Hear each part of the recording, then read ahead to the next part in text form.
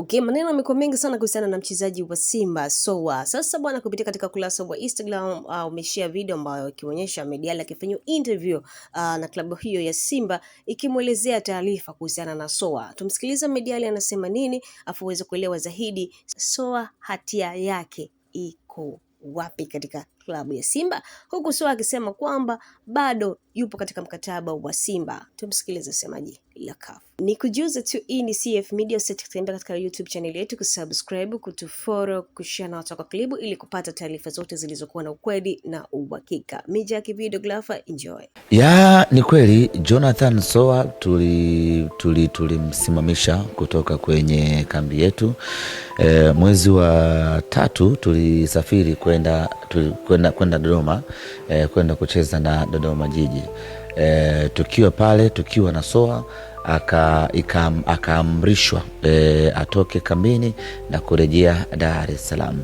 Na Soa alikuwa akituhumiwa kwa makosa kadha ya utovu wa nidhamu, ambayo ni malalamiko yaliyokuja kutoka kwenye benchi la ufundi.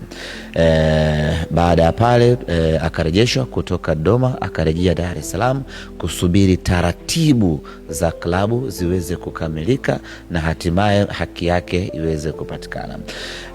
Baada ya pale akawa amepelekwa kwenye kamati ya nidhamu ya Simba Sports Club ambayo inaongozwa na mwenyekiti wake Kamanda Kova. Soa akaitwa mbele ya kamati, akasomewa mashtaka yake yote ambayo yanamkabili, na yapo ambayo amekiri na mengine akatoa maelezo.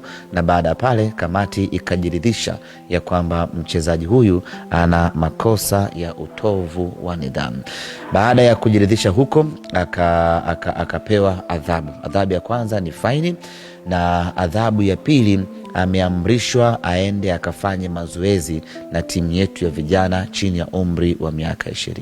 Adhabu hii inaanza mara moja kuanzia hivi sasa, na atakuwa akifanya mazoezi na timu yetu ya vijana chini ya umri wa miaka 20, ikiwa ni kipindi cha matazamio kumwangalia kama kutakuwa kuna mabadiliko yoyote ndani yake kwenye upande wa nidhamu, basi adhabu yake hiyo itaisha na atarejea timu kubwa kuendelea na majukumu yake kama kawaida. Kwa hiyo huo ndio mustakabali wa Soa na Simba Sports Club, ya kwamba yupo kwenye kuitumikia adhabu yake aliyopewa, ambayo ni kufanya mazoezi na timu ya vijana chini ya umri wa miaka 20, ikiwa ni kipindi cha